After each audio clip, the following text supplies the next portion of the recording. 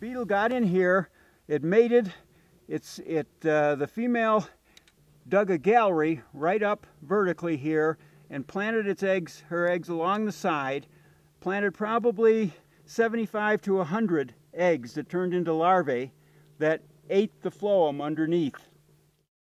I've been involved in the tree farm organization for many, many years now, and the last couple of years I took on the job of outreach and education. So it's sort of my responsibility to let the public as well as forest landowners know what they should be doing on their forests to improve forest health and mitigate the danger of wildfire. Particularly here in Colorado, the wildfire is one of the biggest concerns for our forests.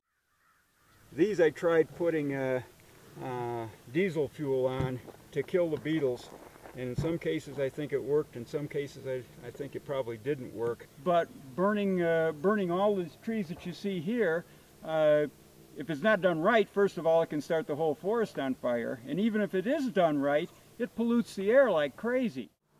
One of the major problems that we have is that if we have a huge wildfire, people forget real quickly how terrible they can be. The Hayman fire, there's portions of that area there that probably won't have any regeneration for decades and decades. It actually sterilized the soil, it was so hot. And that can happen again.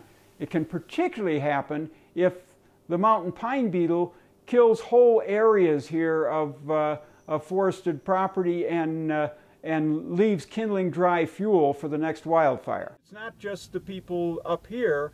When we have a big fire up here, the air quality down in Fort Collins gets affected.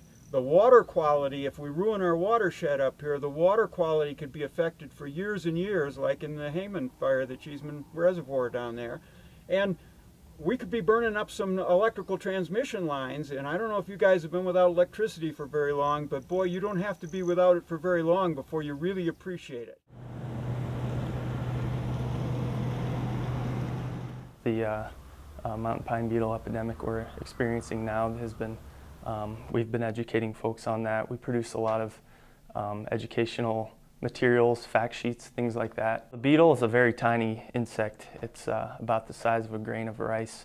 You know, you might ask, how can such a small beetle cause so much damage to large trees and vast acreages? They work in high numbers and they mass attack trees, and they have a pretty sophisticated communication system that allows them to attract other beetles.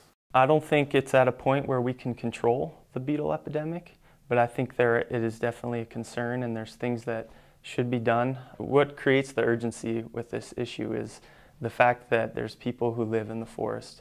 There's lives and homes and livelihoods at stake. We're coming up with a project here that will maybe give everybody a chance to do something. There's a whole lot of people out there that would say, I'd like to help, but I don't know what I can do. We've had these beetle buster groups in local communities for years and years, and they've been very successful on a local basis. The training session will be exactly the same as what's given to the local communities.